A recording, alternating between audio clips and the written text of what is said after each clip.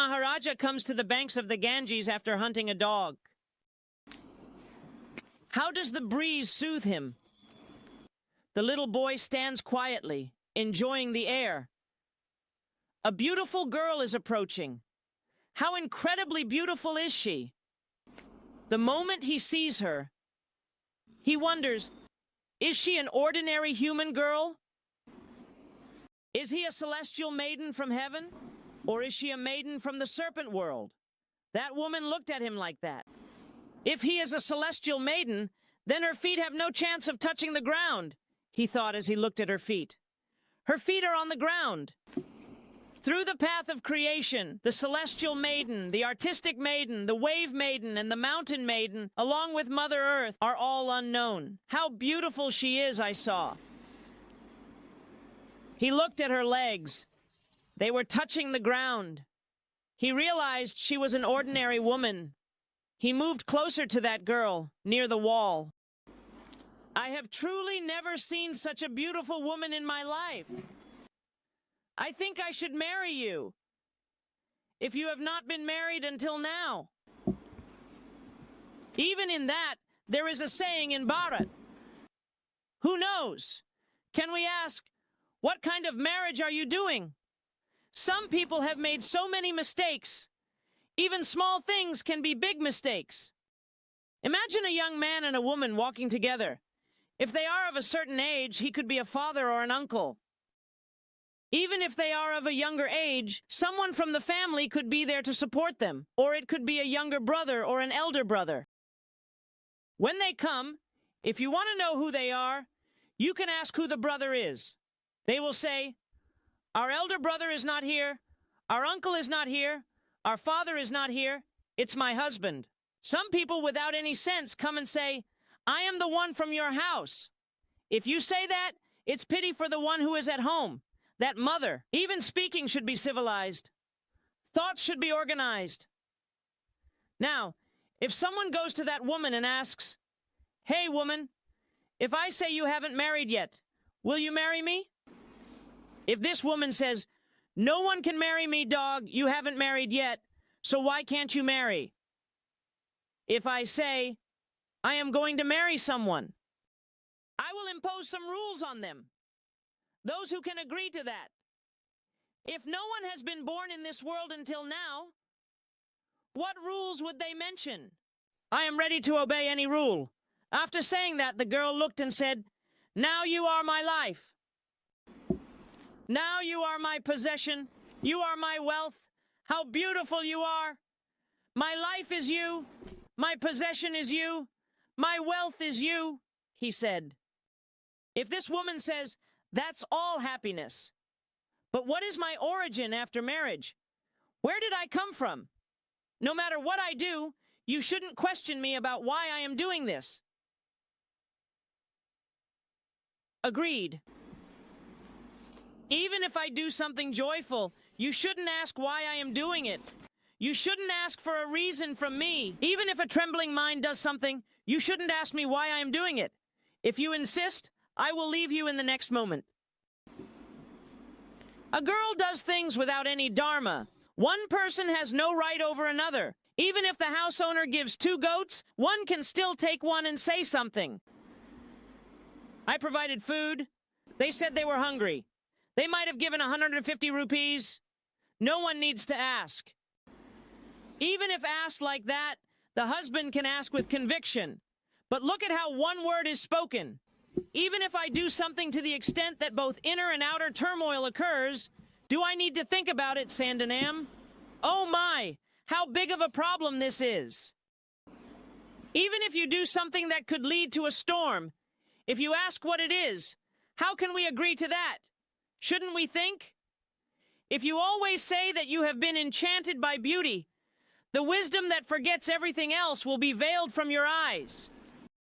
Look, he is saying, no matter what you do, I won't ask who you are, what you did, or why your husband is doing this.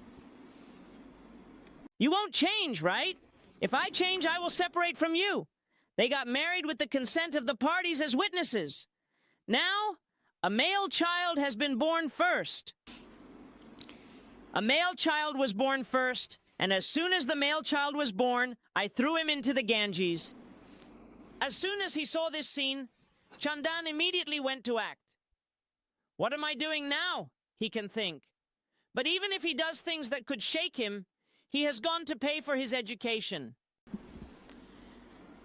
He still needs to experience youth. He cannot bear to part from her, but there is no support to dig deeper. There is no courage. The second child was born. After that, with just a pill, the third child was born. If you consider 4 out of 677 children, now the 8th child is in the womb. As soon as the child was born, the maid ran and told Chandan Maharaja that the Maharani has given birth to a child. They ran away in a hurry. Is it urgent? They picked up the 8th male child and held him in their hands. This is about the child. One said, compassion should exist between women. You don't have even a little bit of it. They say that women are filled with compassion and empathy. A woman without that is indeed a rarity. You are carrying the child you gave birth to, and in the end, that one child is essential for our lineage to flourish. Please, they won't let go of that child. Is it correct to throw 7 children into the air? Is this kind of thinking even functional? Do you think I don't know about that?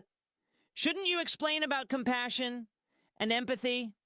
Now, who are you to tell me? Why are you doing such cruel things? Even if my life is at stake, I will never agree to harm this child. He asked, who are you? Whenever you appear, I have vowed to separate from you. Someone told me who I am. If you ask who she is, look here. I am no one else. I am the Ganga Devi you met at the banks of the Ganges. In the realm of the gods, everyone was gathered under Brahma's leadership. At that moment, a strong wind blew. My upper garment was slightly disturbed. I, Varuna, was enchanted by beauty. I, too, was captivated by his beauty. You both have no work in Brahmaloka. After experiencing the earthly pleasures, it is enough to come here, as Brahma cursed us to fall from the celestial realm to the earthly realm. That Varuna, who came and was born on this earth, is indeed the son of Pradipan, and I am that Ganga Devi. As I was descending from the celestial realm to the earthly realm, the 8 Vasas also accompanied me towards the earthly realm. Then I asked, why are you all rising to go to the earthly realm? The 8 Vasas asked me, Ganga Devi, why are you speaking of this earthly realm? The 2 of us were conversing with each other. The result of that conversation was said to be very beautiful, as the Vasas mentioned. The 8 Vasas said, we are also going towards the earthly realm due to a curse. Ganga Devi asked, what curse do you have that makes you go to the earthly realm? I replied, it is because of my desire for Varuna that I must go to the earthly realm, which is the curse of Brahma. What is your curse? The 8 Vasas said, our leader is Prabhasan. They are going to the ashram of Vasishta with a dog. These 8 people are called Vasukas. In Vasishta's ashram, there is a Kamadhenu cow. That Kamadhenu cow brought black milk and gave it to these 8 people. 7 people have consumed that milk. What did Prabhasan do? He preserved the milk and brought it at the right time, to give it to his wife. Do you know why? Vasishta said, whoever drinks this milk will always avoid old age and remain youthful. Everyone desires to stay youthful.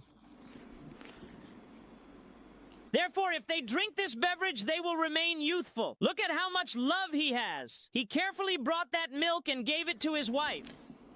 If that milk is consumed, can one remain youthful forever? If you say to drink, then the wife should drink half, and the husband should also drink the rest, right? He should be given the full amount to remain youthful. After drinking it all, when asked the next day, he said that milk would be available today. Go to Vasishta's ashram and get some milk. Why? I have a task. He feels complete in his heart. He insists that this milk is essential for us. I have a close friend who needs to be youthful, and there's no reason to delay. My friend needs to be youthful. As soon as he said that, bring the milk and drink it regularly. Now, do this for my friend.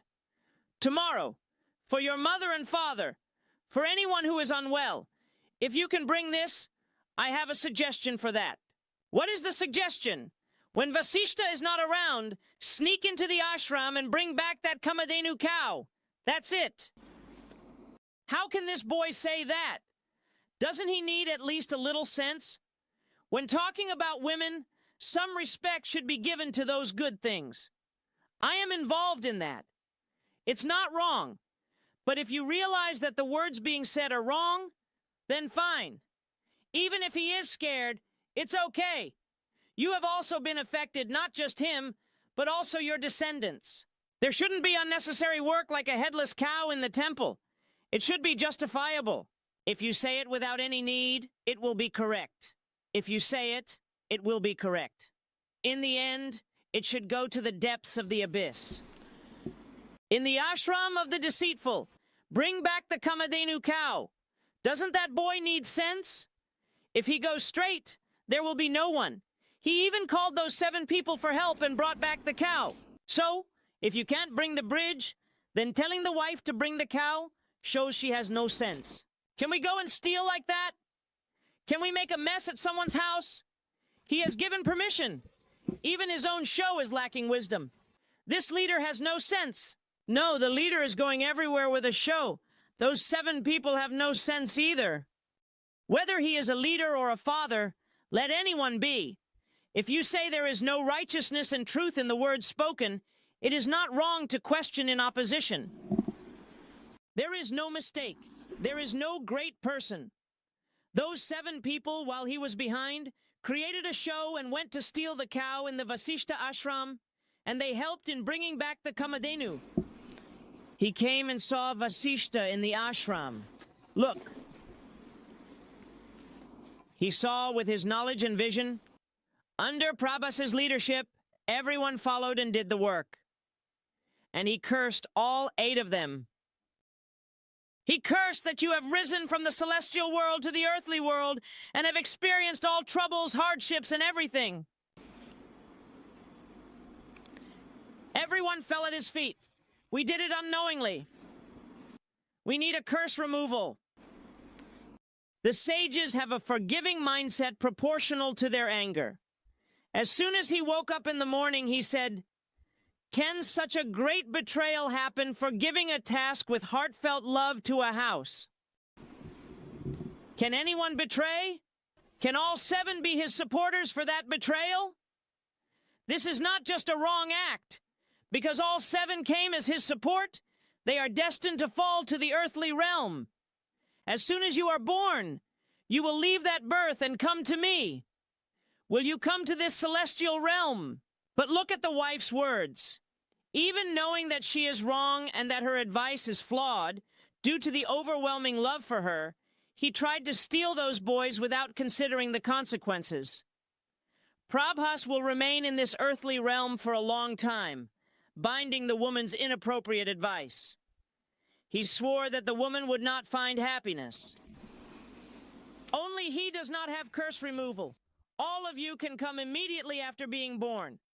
That's why, as soon as every child is born, I will lift them and throw them into the Ganges, saying, "I remove your curse." By marrying Varuna, all 8 of you will receive curse removal immediately, just as Vasishta said for the 7. However, the 8th child will remain on this earth for a long time. But what a curse it is that he will live without happiness for women. That's why I threw all 7 into the Ganges. This is the 8th child. I will not hand over this child to you now. I will take it away, saying that I will come and hand it over to you when the time comes. The Ganges goddess mysteriously disappeared into the river with the child. For many years, he has been suffering, thinking of both the Ganges and the separated son. Even when he was parting, he mentioned the woman. 7 children have died. The 8th child is in your hands. He said that if there is a curse, we can reunite and have a good child. I have completed my work and it is done. He took the child and went into the Ganges hiding.